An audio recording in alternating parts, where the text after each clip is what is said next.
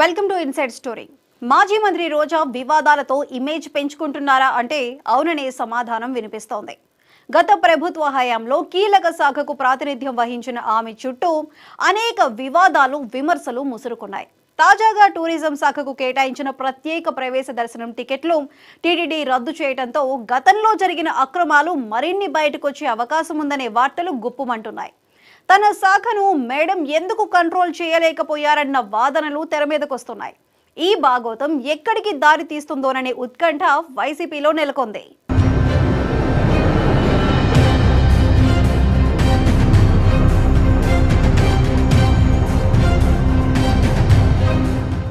మాజీ మంత్రి ఆర్కే రోజా మరోసారి వార్తల్లోకెక్కారు. ఆమె మంత్రిగా ఉన్న పర్యాటక శాఖలోని అవకతవకలు ఒక్కొక్కటిగా బయటకు రావడంతో ఆ శాఖ ఇమేజ్ దెబ్బతిందన్నే వార్తలు గుప్పుమంటున్నాయి. 2019లో ఎమ్మెల్యేగా గెలిచాక ఏపీఐఐసీ చైర్మన్గా 2.5 సంవత్సరాలు అవకాశం వచ్చింది. ఆ తర్వాత 2.5 ఏళ్లు టూరిజం, క్రీడా శాఖ మంత్రిగా ప్రమోషన్ వచ్చింది. ఇంత అవకాశం దొరికినా రోజా తన పదవీ కాలంలో నియోజకవర్గానికి గాని, రాష్ట్రానికి గాని తన శాఖ ద్వారా చేసిందేమీ లేదన్న విమర్శలు మూటగట్టుకున్నారు.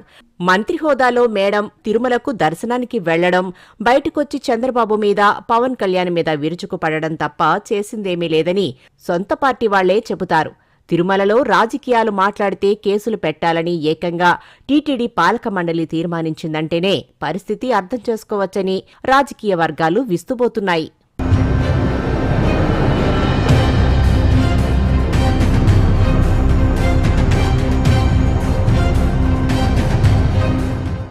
దీనికి తోడు ఆమె వ్యక్తిగత ఫోటోగ్రాఫర్ గొల్లమండపం దగ్గర సిలువ ధరించడమే కాకుండా గుడి ముందు ప్రదర్శించినా కనీసం ఖండించలేదనే ఆరోపణలున్నాయి. దీంతో పాటు టూరిజం శాఖ మంత్రిగా తిరుపతిలోని శ్రీవారి పాదాల చెంత టూరిజం కార్యక్రమంలో క్రిస్మస్ వేడుకల్లో పాల్గొనే వివాదాలకు కేంద్ర బిందువయ్యారనే అపవాదులను మూటగట్టుకున్నారు. దీనికి తోడు మంత్రిగా ఉన్నప్పుడు ఏడుకొండల కింద ముంతాజ్ అనే స్టార్ హోటల్కు అనుమతులు మంజూరు చేసి మరో వివాదాల్లో ఇరుక్కున్నారు. వీటన్నిటికీ తోడు తిరుమల శ్రీవారి దర్శనానికి సంబంధించి ఏపీ, తెలంగాణ, తమిళనాడు, కర్ణాటక టూరిజం శాఖలకు రూపాయల ప్రత్యేక ప్రవేశ దర్శనం టికెట్లను ప్రతిరోజు 3,500 చొప్పున కేటాయించేవారట. ఎక్కువగా తమిళనాడు, కర్ణాటక భక్తులు వచ్చేవారట. దీంతో ఏపీ టూరిజం అనేక అక్రమాలకు పాల్పడినట్టు విజిలెన్స్ నివేదికలో బయటపెట్టింది. అప్రమత్తమైన నాటి టీటీడీ పాలక మండలి వాటిని పూర్తిగా రద్దు చేసిందట. మరోవైపు టూరిజం శాఖకు లీజు బస్సులు నడుస్తున్నాయి. ఇవి చాలా వరకు ఎక్కడా తిరగడం లేదని సమాచారం. కేవలం తిరుమల టికెట్లు బుక్ చేసి బస్సులు తిప్పినట్లు, దానికోసం అద్దెకు పెద్ద ఎత్తున చెల్లించినట్లు ఆరోపణలు వెల్లువెత్తాయి. మాజీ సీఎం జగన్ కు అత్యంత సన్నిహితుడిగా ఉన్న ధనుంజయ రెడ్డి బావమరిది గిరిధర్ రెడ్డి తిరుపతి జిల్లా టూరిజం శాఖ అధికారిగా ఉంటూ అనేక దందాలు సాగించేవారనే ఆరోపణలు ఉన్నాయి.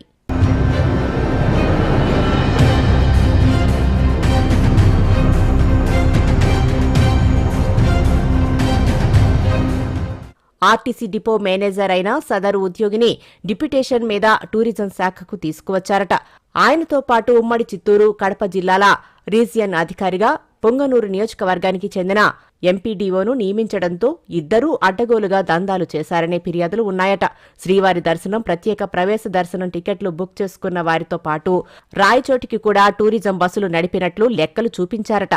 ఎన్నడూ లేని విధంగా కొత్త విషయాలు బయటకు రావడంతో సొంత పార్టీలోనే వాటి గురించి మాట్లాడుకున్నారు. దీపం ఉండగానే ఇళ్లు చక్కబెట్టుకోవాలనే విధంగా వీరంతా వ్యవహరించినట్లు ఆధారాలతో సహా బయటకు రావడంతో రోజా మరిన్ని చిక్కుల్లో పడ్డారట. టూరిజం శాఖ నుంచి ప్రత్యేక ప్రవేశ దర్శనం టికెట్లు మొదటి నుంచి స్కామ్లా మారాయనే ఆరోపణలు ఉన్నాయట. చివరికి ఆర్టీసీని కూడా ఇందులో భాగం చేశారనే అపవాదు ఉంది. ఆంధ్రప్రదేశ్లోని వివిధ ప్రాంతాల నుంచి టికెట్లు బుక్ చేసుకున్న రికార్డులు క్రియేట్ చేసి అప్ అండ్ డౌన్ ఛార్జీలతో పాటు శ్రీవారి దర్శనం టికెట్లను ఇందులో కలిపారట.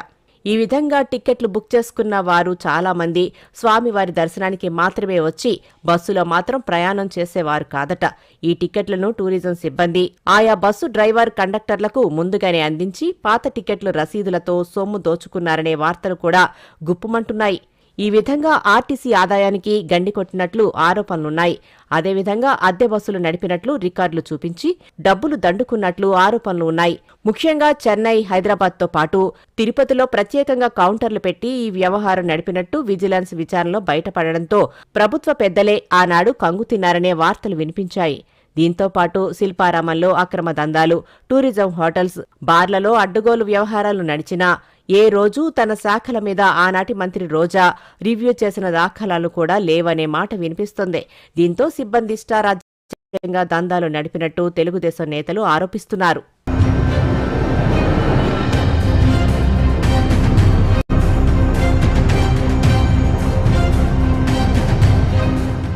ఏపీ టూరిజం శాఖ ఎఫెక్ట్ మిగతా రాష్ట్రాల భక్తులకు శాపంలా మారిందట. మిగతా రాష్ట్రాలకు చెందిన భక్తులకు ప్రత్యేక ప్రవేశ దర్శనాలు రద్దు చేస్తూ టీటీడీ నిర్ణయం తీసుకుంది.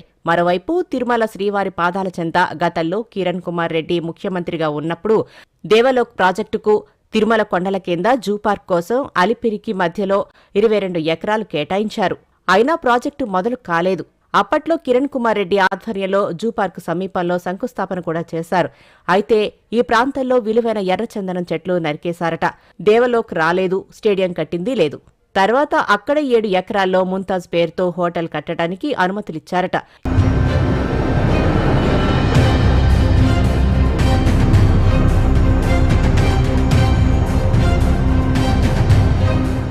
ఏపీ ఐఐసీ చైర్మన్ గా ఉన్నప్పుడు సొంత నియోజకవర్గంలోని వడమాలపేట, విజయపురం మండలాల్లో పరిశ్రమల కోసం స్థల సేకరణ చేయించారు.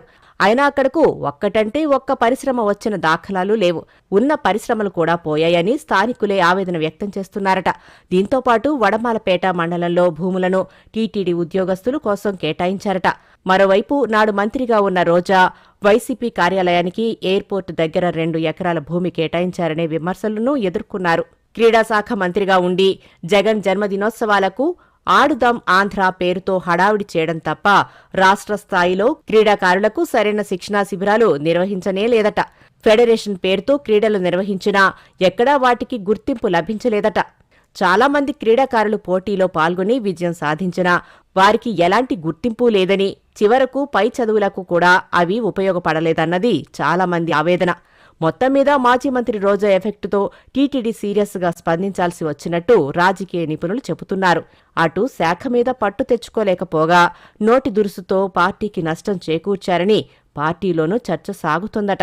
భవిష్యత్తులో మరిన్ని వివాదాలు బయటకు వస్తాయోనని పార్టీ వర్గాల్లోనూ చర్చ సాగుతోంది.